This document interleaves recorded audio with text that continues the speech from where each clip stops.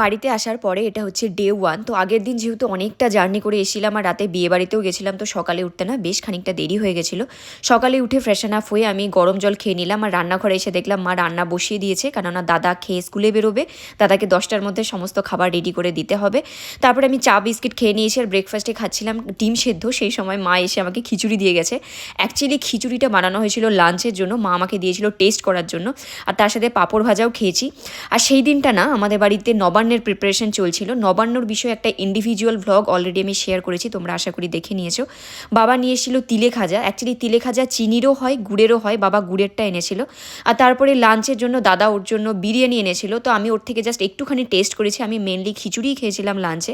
তারপরে একটু রেস্ট নিয়ে আমরা দুজন বেরিয়ে গেছিলাম সিনেমা দেখতে। অ্যাকচুয়ালি পুষ্পা 2টা দেখার ইচ্ছে আমাদের দুজনেরই ছিল, ওই জন্য বিকেলবেলা বেরিয়ে গেছিলাম।